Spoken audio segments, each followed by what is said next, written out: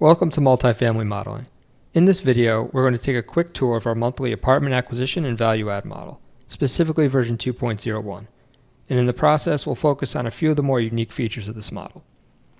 To start, the Intro tab features a formatting legend to get you comfortable with the differences between fonts throughout the model. Also, the blue tabs are where your inputs are located, and the green tabs are where your outputs are located. Make sure to review rows 32 and 33 to find out how to set your settings to automatic except for data tables. Next up, the Summary tab recaps the entire deal in one place. It summarizes the sources and uses of funds, sale proceeds, project level returns, and equity returns to each of the partners. It also includes an IRR sensitivity table. Below, the rent roll summary gives you an overview of unit renovations throughout the project, and of course the rent roll itself. Finally, the pro forma summary at the bottom is a simplified version of the annual pro forma, which we'll take a look at later on in this video.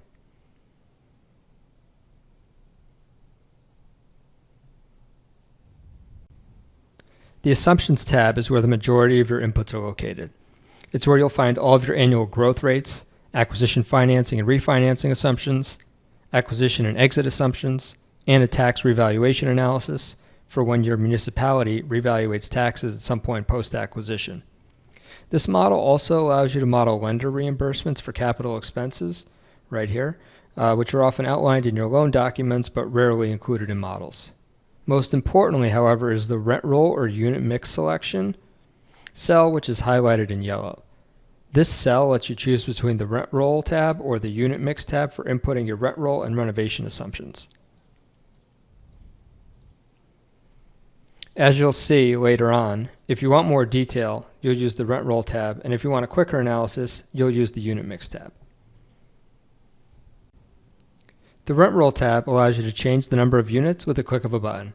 To add units, click the Add Rows button and type the number of units you'd like to add. The same goes for removing units.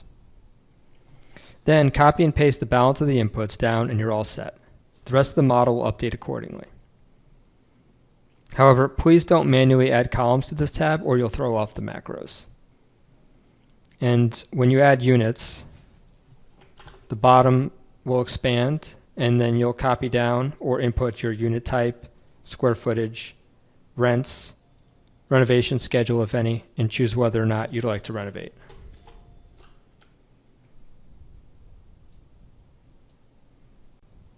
The Unit Mix tab is the other option for modeling your rent roll and unit renovations. You input the averages for each unit type up top, and then control the renovation schedule below. In the current example, the model is renovating 50% of the units over varying time periods. So here, here, and here, and you input your renovation duration here, 36 months, and 6 months respectively, and then you input your cost per unit renovation, your renovation cost compound annual growth rate, and the renovated rent premium. The Capex Budget tab is where you'll input your general capital expenditure budget along with a per unit renovation budget. The general building renovations up here feed into the rest of the model, whereas the unit renovation budget is your own personal scratch pad, so to speak, for estimating your per unit renovation costs. And the general building renovations up here allows you to choose a renovation start date, a renovation duration, and to choose whether or not you want to turn this on or off. The Sales Comp tab is where you'll add your comps. It's a simple tab that you can copy and paste into your investor pitch book. Next up is the Trailing 12 statement. This tab allows you to copy and paste the seller's trailing 12 income and expense numbers and map them to the rest of the model using the drop-down lists on the right. The numbers from this tab map to the Income and Expense tab and are categorized according to your selections. This tab also breaks out your expenses by trailing 12, trailing 6, and trailing 3-month categories so you can more easily determine how the property has been operating historically. In the Income and Expense tab, you'll see the full categorized results from the trailing 12 statement, and you'll input your own numbers to be used in the Monthly Pro Forma tab. That's done by overriding the column with the cells in blue font, the in-place annualized column N, so right here. Also note that the sections can each be expanded or minimized depending on how much detail you'd like to see and/or input.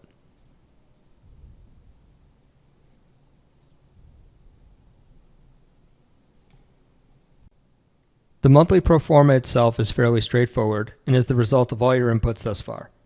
Revenues are calculated using either the rent roll tab or the unit mix tab and the growth trends.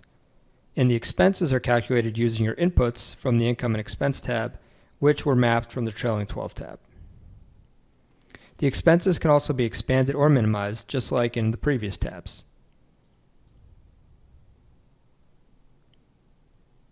You'll also notice the XIRR and XNPV calculations,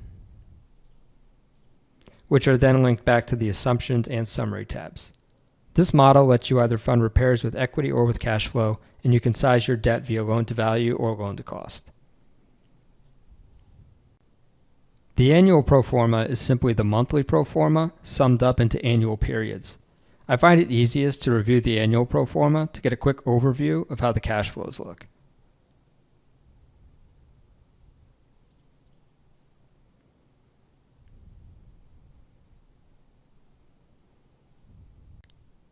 The Sensitivity Analysis tab calculates the IRR and NPV for each of the 10 possible hold periods.